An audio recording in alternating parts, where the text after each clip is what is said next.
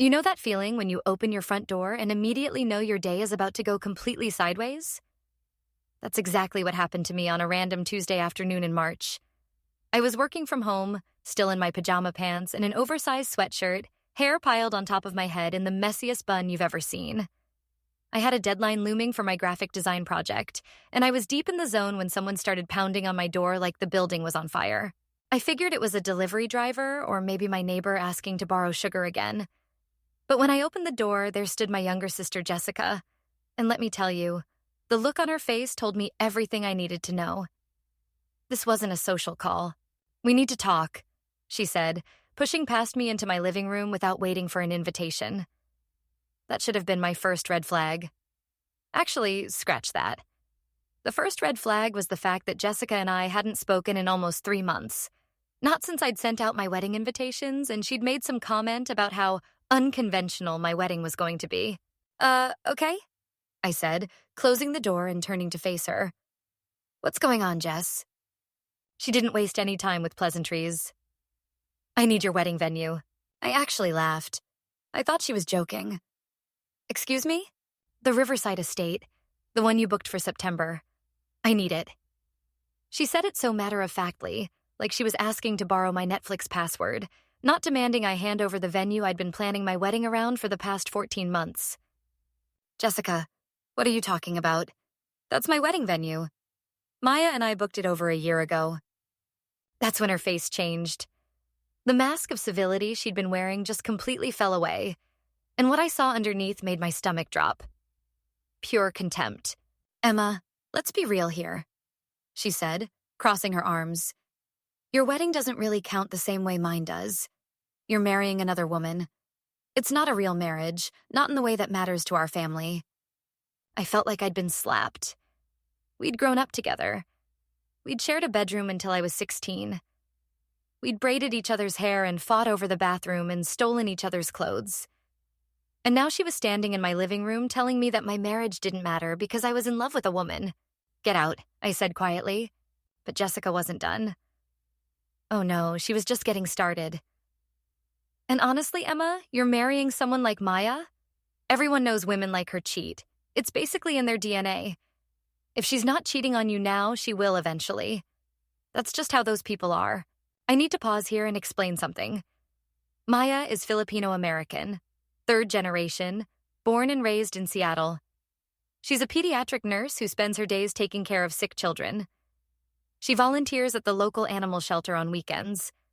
She brings my elderly neighbor, Mrs. Chen, homemade soup when she's not feeling well. Maya is quite possibly the kindest, most loyal person I've ever met. And my sister was standing there, in my home, making racist generalizations about the woman I loved. "Get out now." I moved toward the door, but Jessica wasn't budging. "I'm just trying to help you see reason," she continued. "Ryan and I need that venue. We're getting married in July, and we can't find anything available. You and Maya can get married anywhere. It's not like you're having a real wedding anyway. Why do you need such a fancy venue for something that's just going to embarrass the family?"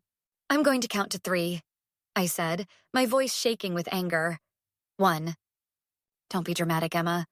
2. "Fine." She threw her hands up. "But you're making a huge mistake.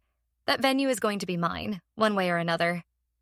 I managed to push her toward the door, but as she stepped outside, she turned back with this twisted smile. "Mom and Dad agree with me, by the way. They think it's ridiculous that you're making such a big deal about a wedding that doesn't even matter." I slammed the door in her face, locked it, and immediately called Maya. "Babe?" Maya answered on the second ring. I could hear the concern in her voice already. "What's wrong?" "You're not going to believe what just happened." That night, Maya came over with takeout and wine. We sat on my couch and I told her everything. She listened quietly, her jaw getting tighter and tighter with each detail. She said, "What about me?" Maya asked when I got to that part. It doesn't matter what she said. It's garbage and it's racist and it's not true. Maya set down her wine glass and took my hand. I'm so sorry. I know she's your sister, but what she said was completely out of line. All of it. I know. I leaned my head on her shoulder. I just don't understand where this is coming from. I mean, I knew my parents weren't thrilled about us getting married.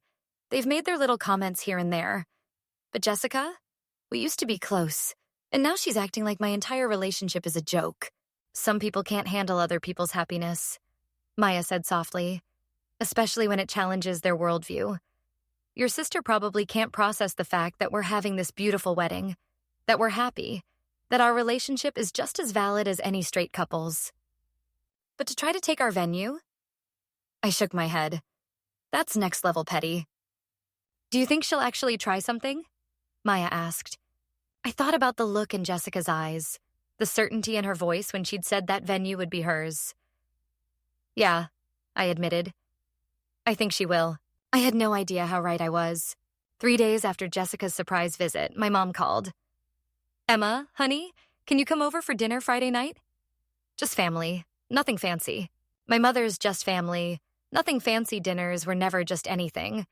They were strategic events, carefully planned and executed. But like an idiot, I agreed. Maya had a night shift at the hospital, so I went alone, which in hindsight was probably my second mistake that week. My parents live in a nice suburban neighborhood in a house that's way too big for just the two of them now that all us kids have moved out. I have 2 older brothers, Marcus and David, who both live out of state now.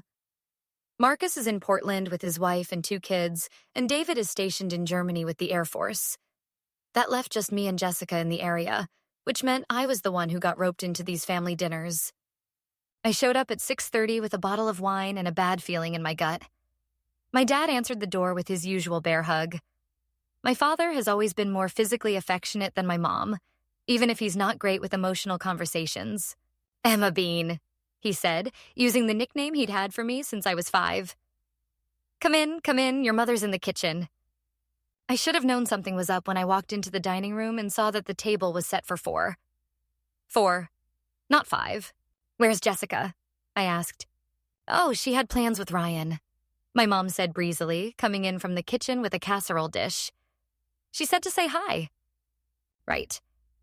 Jessica, who my mom had told me was going to be at this family dinner, wasn't here. This was an ambush. We made it through dinner with painful small talk about my dad's golf game and my mom's book club. I told them about a big project I'd landed at work, and they made appropriate impressed noises. But I could feel it building, the real reason they'd called me here. Finally, after my mom had cleared the dinner plates and brought out coffee and pie, she and my dad exchanged one of those married couple looks that speaks volumes without words. So, my mom began, adding cream to her coffee with careful precision. Jessica mentioned that she and Ryan are having trouble finding a venue. And there it was. Mom, I started, but she held up her hand. Just hear me out, sweetheart. I know you and Maya have the Riverside Estate booked, and it's a beautiful venue. Really beautiful. But Jessica and Ryan are having such a hard time. Everything in the area is booked solid for the summer, and their wedding is in July. You and Maya aren't getting married until September. That gives you plenty of time to find somewhere else. I set down my fork slowly. You want me to give Jessica my venue? Not give, my dad chimed in. Just let her have it. You girls could find another place. There are lots of nice venues around. We picked that venue specifically, I said, trying to keep my voice level. It's on the lake. It has those beautiful gardens. It's perfect for an outdoor ceremony. Maya and I have been planning around that venue for over a year. We've already paid deposits. We've already told our guests. The whole wedding is built around that location. My mom sighed, and I recognized that sigh. It was her, "You're being difficult," sigh. Emma, honey, you have to understand. This is Jessica's first wedding. It's a big deal for her. It's my first wedding too, Mom. My only wedding. Yes, but... My mom trailed off, looking at my dad for support. But what? I pressed. Say it. Emma, you know we love you, my dad said uncomfortably. And we want you to be happy. But you have to admit your situation is different. Jessica and Ryan are having a traditional wedding. A church ceremony, a big reception, the whole 9 yards. They have a lot of family coming in from out of state. It's important to them. To all of us. And my wedding isn't important? I could feel the anger rising in my chest, hot and acidic. We didn't say that, my mom said quickly. It's just that, well, your wedding is more intimate, casual. You're having it outside, it's just your friends mostly. You're not doing a church service. It's a different kind of event. Jessica's wedding is more of a family affair. You mean because Jessica's marrying a man? The silence that fell over the table was deafening. My parents looked at each other again, and I saw the truth written all over their faces. This is about me being gay, I said flatly. You think my wedding matters less because I'm marrying a woman? Emma, don't put words in our mouths, my dad said. Then tell me I'm wrong. Look me in the eye and tell me that if I was marrying a man, you'd still be asking me to give up my venue for Jessica. Neither of them could meet my eyes. My mom tried a different approach. Sweetheart, you have to understand. This is hard for us. We grew up in a different time. We're trying to be supportive, but this whole thing with you and Maya, it's not what we imagined for you. When you were a little girl, we used to talk about your wedding day, about walking you down the aisle in a church, about you in a white dress marrying a nice young man. This is just, it's different. Different doesn't mean less important, Mom. We know that, she said, but her voice lacked conviction. We're just asking you to think about your sister. She's stressed out, Emma. She's trying to plan this perfect wedding and everything keeps going wrong. If you could just do this one thing for her, it would mean so much to the whole family. The whole family, I repeated. You mean the family that doesn't think my relationship is as valid as Jessica's? That family? That's not fair, my dad said. We've never said your relationship isn't valid. You don't have to say it, Dad. You show it every single day. When was the last time you asked about Maya? When was the last time you invited both of us over for dinner? When was the last time you treated my relationship the same way you treat Jessica and Ryan's? My mom's face hardened. We're trying, Emma. This is all new to us, but you can't expect us to just completely change everything we believe overnight. I don't expect you to change what you believe, I said, standing up from the table. But I do expect you to treat me with the same respect and love you show Jessica. And I'm not giving up my wedding venue. Emma, sit down, my dad said. Let's talk about this rationally. Rationally? There's nothing rational about this conversation. You're asking me to sacrifice something important to me because you don't value my marriage as much as Jessica's. That's not rational. That's just bigotry wrapped up in a nice bow. How dare you, my mom said, her voice shaking. We are not bigots. We love you. You love me as long as I don't make you uncomfortable, I shot back. As long as I don't force you to confront your prejudices. But the minute I do something that doesn't fit your narrow view of how things should be, suddenly I'm the one being unreasonable. I grabbed my purse from the back of the chair. I'm not giving Jessica my venue. If you can't support my wedding, then don't come. But I'm done pretending that your conditional love is enough. I made it to my car before I started crying. I sat in the driveway for 10 minutes, sobbing, before I could see well enough to drive home. When I got there, Maya was just getting off her shift. She took one look at my face and wrapped me in her arms. They chose Jessica, I whispered into her shoulder. They chose her over me. I know, baby, Maya said softly. I know.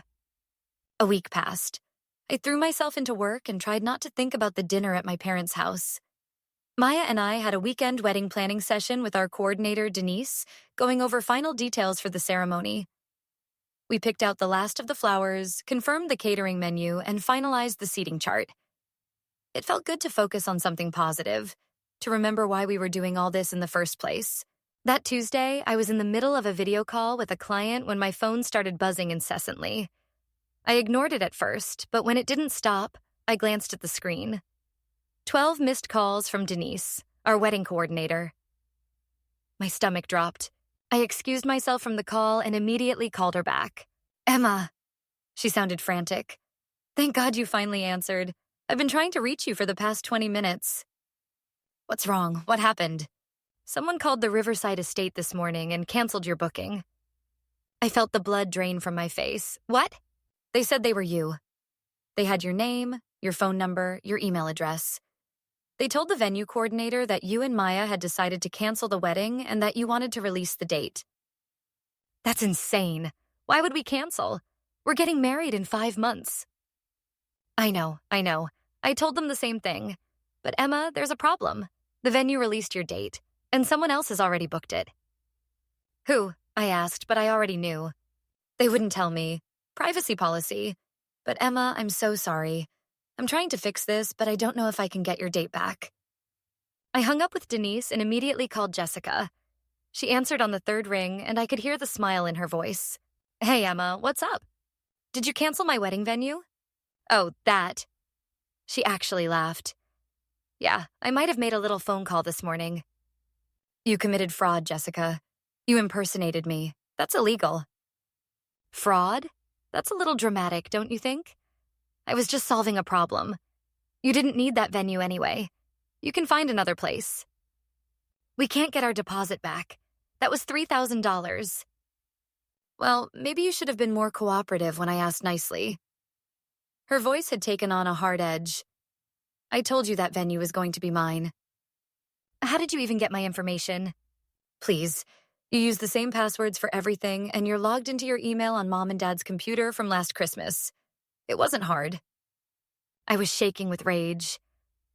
You broke into my email account and committed fraud to steal my wedding venue. I didn't steal anything. I just made sure the venue went to someone who actually deserves it.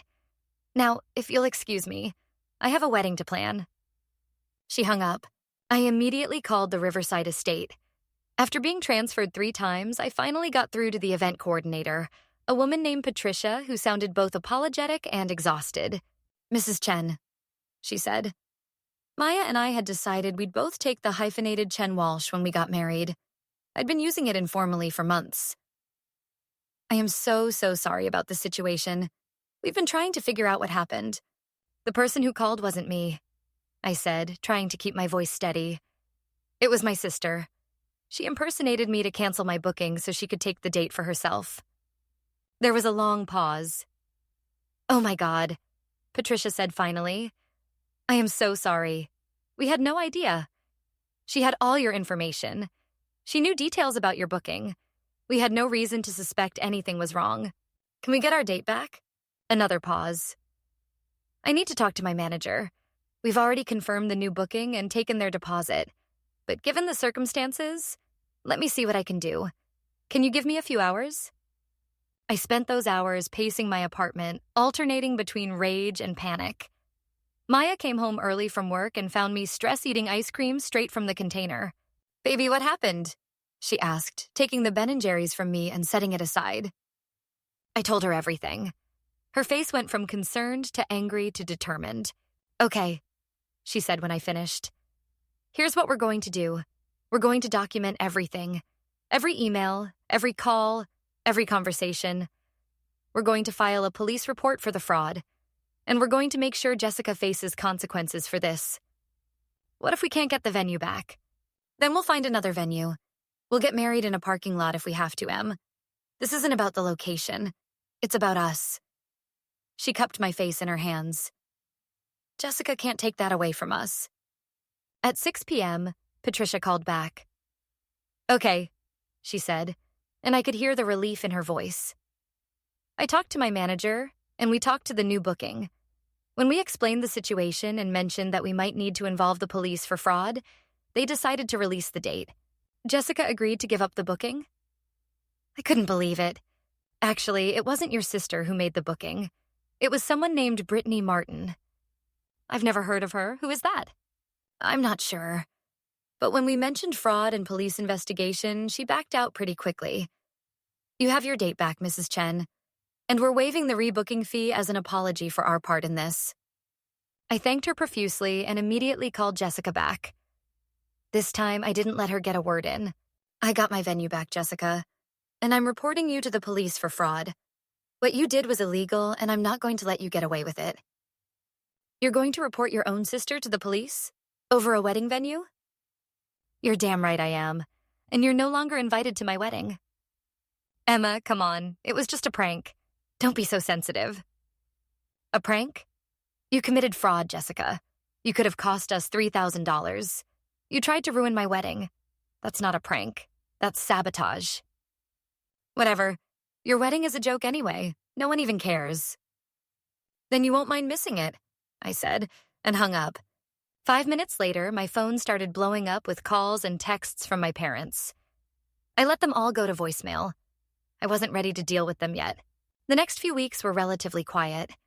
I filed a police report, though the officer I spoke with said it would be hard to prosecute since Jessica had eventually released the booking and no money was ultimately lost. Still, I wanted it on record. Maya and I got back to wedding planning, though now everything felt tainted by Jessica's actions. Then my cousin Ashley called. Ashley and I had been close as kids, but we'd drifted apart as adults. She lived in Chicago now and worked in marketing. We usually only saw each other at major family events. "Hey, Em," she said when I answered. "How are you?" "I'm okay. Stressed about the wedding, but okay. How are you?" "I'm good. Listen, I'm calling because, well, I wasn't sure if I should get involved, but I thought you should know what's being said." My heart sank. "What's being said?" "Jessica's been calling everyone in the family. Aunts, uncles, cousins, even second cousins. She's telling people that you uninvited her from your wedding because you're jealous of her relationship with Ryan." "She's saying what?" "Yeah. She's saying that you can't handle the fact that her wedding is more important to the family than yours, and that you're being petty and dramatic. She's not mentioning anything about the venue situation or what she did. She's making it sound like you just randomly decided to exclude her." "Ashley, that's not what happened at all." "I know. I mean, I assumed there was more to the story. But Emma, a lot of people are believing her. You know how the family is about Jessica? She's always been the baby, and she knows how to work people." I did know.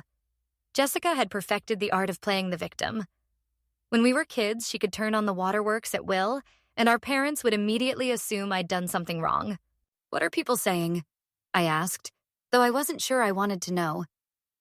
"Some people are saying they're not sure if they should come to your wedding.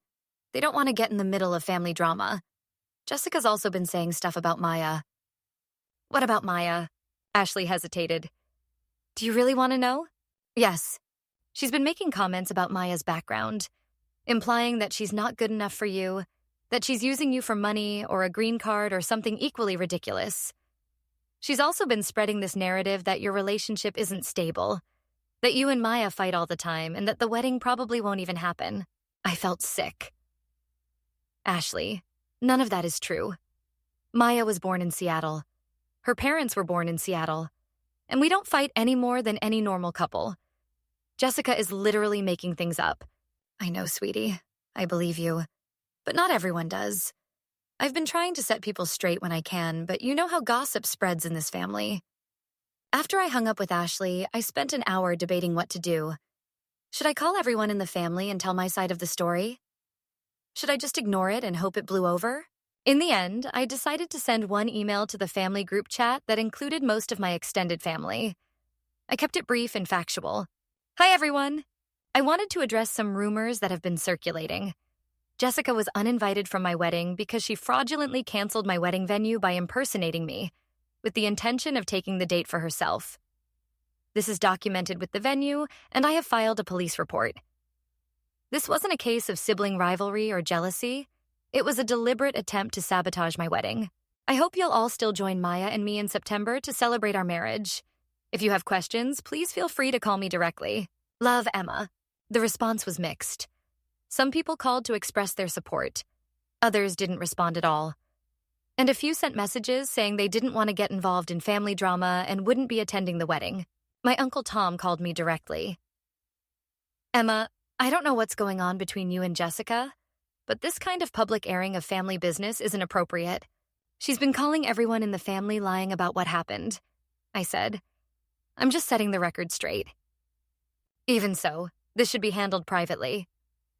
"I tried handling it privately, Uncle Tom. Jessica made it public when she started her smear campaign. But I could tell he wasn't really listening. To him, I was just causing unnecessary drama. The fact that Jessica had started it didn't seem to matter.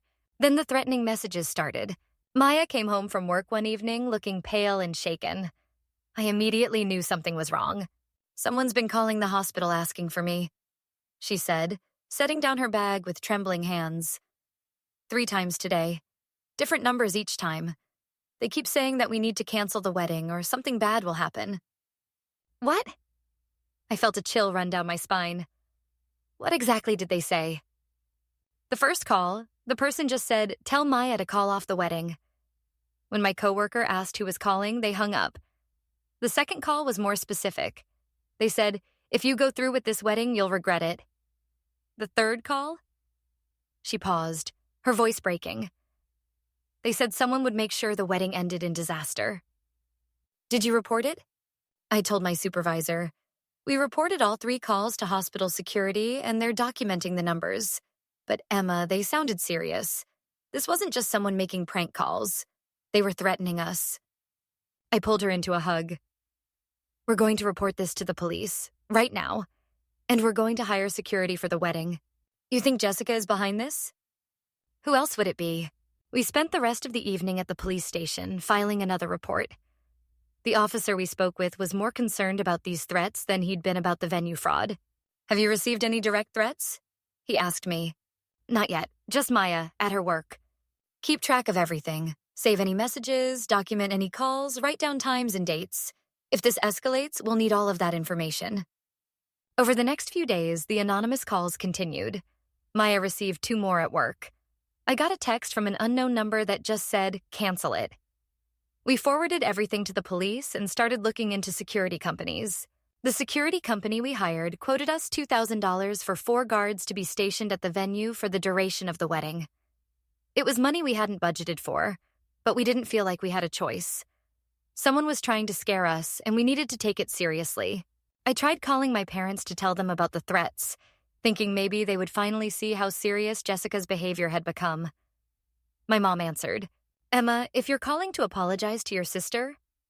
"Someone's been threatening us, Mom. Making anonymous calls to Maya's work, sending threatening texts. The police are involved." There was a pause. "And you think Jessica has something to do with this?" "Who else would it be?" "Emma, your sister wouldn't do that. She's upset, yes, but she wouldn't threaten you." "Mom, she committed fraud to steal my wedding venue. You don't think she'd make some threatening phone calls?" "I think you're being paranoid. And I think you're looking for any excuse to paint Jessica as the villain here." "Are you serious right now?" "Mom, we're hiring security for our wedding because we're scared someone is going to try to hurt us or sabotage the event. This isn't paranoia." "Well, maybe if you hadn't been so stubborn about the venue in the first place, none of this would be happening." I hung up without another word. 1 week before the wedding, I was at home finalizing our seating chart when someone started pounding on my door. Not knocking. Pounding. Like they were trying to break it down. I looked through the peephole and saw my mother and Jessica standing on my porch. Jessica was crying dramatically, and my mom looked angrier than I'd ever seen her. Against my better judgment, I opened the door. "We need to talk," my mom said, pushing past me into the apartment. Jessica followed, sniffling. "Hello to you two," I said, closing the door. "What's this about?" My mom turned to face me, and her expression was cold. "You need to cancel this wedding, Emma. Right now." I actually laughed. "You're joking." "Do I look like I'm joking? This wedding is tearing this family apart. It's embarrassing. Do you really want everyone to know you're having a..." She paused, like the word tasted bad in her mouth.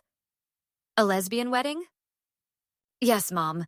I do want everyone to know I'm marrying the woman I love. That's kind of the whole point of a wedding." Jessica spoke up, her voice high and whiny. "Why do you have to make such a big deal about it?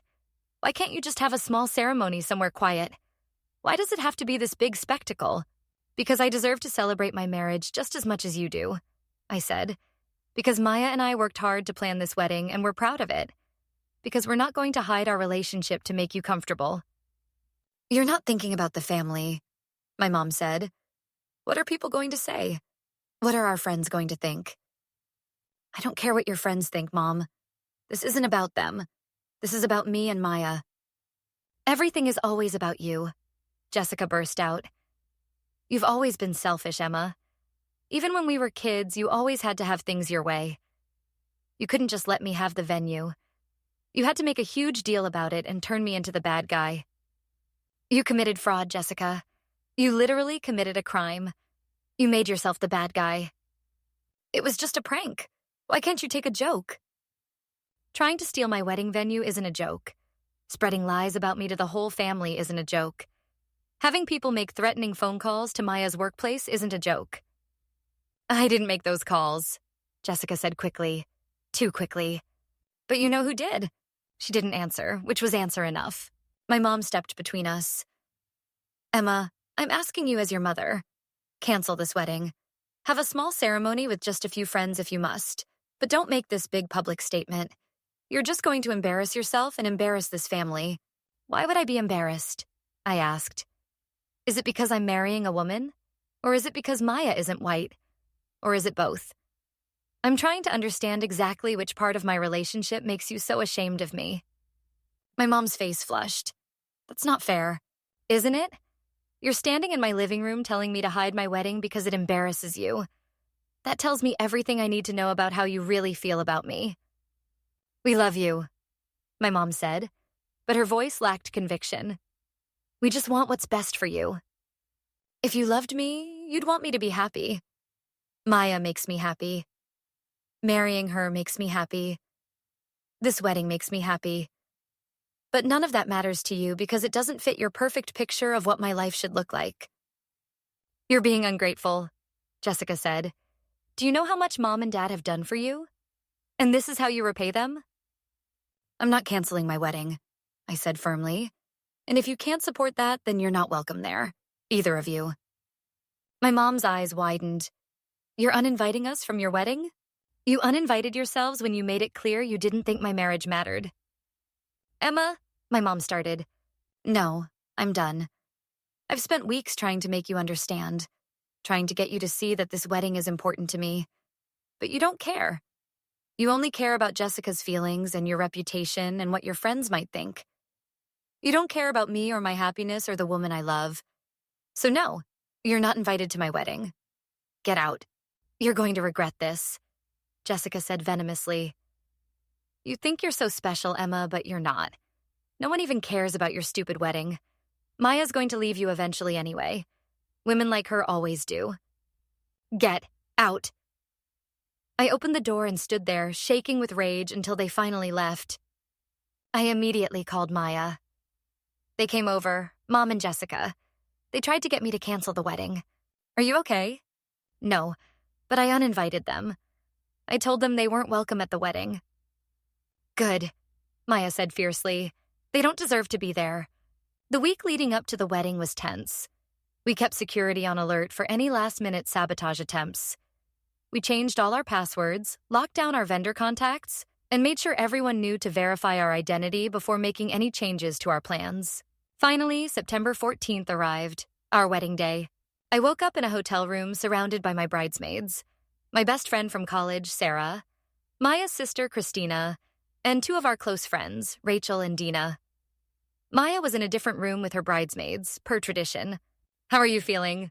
Sarah asked, handing me a mimosa. Terrified, I admitted, and excited, and worried Jessica is going to try something. Security's already at the venue, Christina said. She'd been the most vocal about wanting to personally throw Jessica out if she showed up. And they have photos of your sister and your parents. If any of them try to show up, they won't get past the gate. The Riverside estate was beautiful. When we arrived for photos at noon, I couldn't believe we'd almost lost this venue. The gardens were in full bloom, the lake sparkled in the sunlight, and everything was perfect. We'd invited 120 people. About 90 showed up. The empty seats where my parents and Jessica should have been sat heavy in my heart. But when Maya walked down the aisle in her white lace dress, everything else faded away. She was beautiful. She'd always been beautiful, but in that moment, with the sun catching the highlights in her dark hair and her eyes shining with happy tears, she took my breath away. We'd written our own vows. When it was my turn, I took both her hands in mine. Maya, I started, my voice shaking. When I met you 5 years ago, I never imagined I could be this happy. You've shown me what it means to be loved unconditionally, to be supported completely, to be accepted entirely. You've stood by me through the hardest moments of my life, and you've never wavered. Today, I promise to love you with the same strength and dedication you've shown me. I promise to be your partner, your best friend, your home. I promise to fight for us, for our love, for our life together. And I promise that no matter what anyone else thinks or says, I will always choose you. By the time I finished, I was crying. So was Maya. So was pretty much everyone in the audience. Maya's vows were equally beautiful. promising to love me through every challenge, to build a life of joy and laughter together, to never let anyone make us feel small. When the officiant pronounced us married, the cheers were deafening. The reception was everything we'd dreamed of. Our friends danced and laughed and celebrated with us. Maya's family welcomed me with open arms, telling me how happy they were to officially have me as part of their family. Even some of my extended family members who'd been skeptical came up to congratulate us and tell us how beautiful the ceremony was. It was perfect, until my cousin Ashley pulled me aside during dinner. "Emma," she said quietly, "you need to see this." She handed me her phone. On the screen was a Facebook Live video that Jessica had posted that morning. In it, she was standing outside a courthouse in a white dress, Ryan beside her in a suit. "Hi, everyone." Jessica's video voice was overly bright and fake. "So, I know some of you were expecting to come to a wedding today, but Ryan and I decided to just make it official at the courthouse. Sometimes you just know, you know? We didn't need a big fancy venue or a huge party. When it's real love, you don't need all that." The comments were full of confused family members asking what happened to the July wedding. Jessica's video continued. "We realized we didn't want to wait any longer. And honestly, there's been so much family drama lately. We just wanted to do something simple and drama-free. But we're going to have a little celebration at my parents' house tonight if anyone wants to stop by." I handed the phone back to Ashley. "She eloped. Looks like it. And Emma, I don't think many people are going to her reception. I've been in the family group chat. Most people are either here at your wedding or they're annoyed that Jessica changed her plans last minute." I felt a strange mix of emotions. Part of me was vindicated. Jessica had gone through all of this, caused all this pain and drama, and in the end, she'd eloped at a courthouse and thrown together a last-minute party. But another part of me just felt sad. Sad that it had come to this. Sad that my sister's jealousy had destroyed our relationship. Sad that my parents had chosen sides and picked wrong. Maya found me a few minutes later. "Ashley told me about Jessica. Are you okay?" "Yeah," I said, and I realized I meant it. "I'm okay. I'm more than okay. I'm married to you. We're surrounded by people who love us, and this day has been perfect. Jessica can do whatever she wants. It doesn't affect us anymore." "I love you," Maya said, kissing me softly. "I love you too." We danced until midnight. We cut our cake, took a million photos, and celebrated with everyone we loved. When we finally left the reception, heading to our hotel for our wedding night before flying to Hawaii the next morning for our honeymoon, I felt lighter than I had in months. It's been 6 months since our wedding. Maya and I are living our best lives in our new apartment, working on turning the spare bedroom into a home office. We adopted a dog, a golden retriever named Charlie, who's currently snoring at my feet as I write this.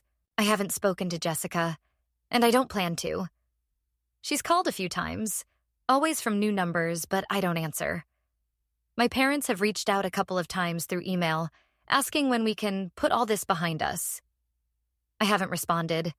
I'm not interested in rug sweeping their behavior or pretending like what they did was okay. Some people might think I'm being too harsh, that I should forgive my family because family is important. But here's what I've learned. Family isn't just about blood. It's about the people who show up for you, who support you, who love you unconditionally. And the people who did that at our wedding? Those are my real family. Maya's parents call us every week. Her mom sends care packages full of homemade Filipino food. Her dad texts me dad jokes. Her sister Christina has become one of my best friends. They've welcomed me into their family in a way my own family never did, and I'm grateful for that every single day. I've also gotten closer to my brothers.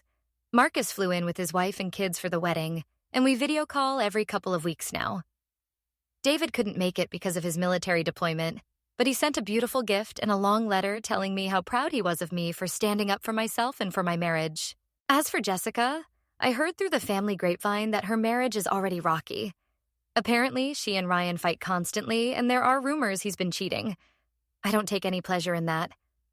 I just feel sad that she spent so much energy trying to ruin my happiness instead of focusing on her own. The last message I got from my mom was 3 months ago. She said she and my dad missed me and wanted to meet Maya properly. She said they were working on accepting my relationship.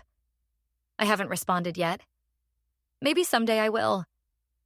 Maybe someday they'll actually do the work to understand why what they did was so hurtful. But I'm not holding my breath. For now, I'm focused on building a life with Maya. We're talking about buying a house next year. We want to start trying for kids in a couple of years, probably through IVF using my eggs and a donor.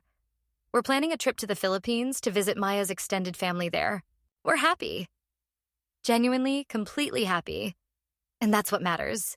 To anyone reading this who's going through something similar, whose family doesn't accept them, whose loved ones make them feel less than, whose relatives think their relationship doesn't count, I see you.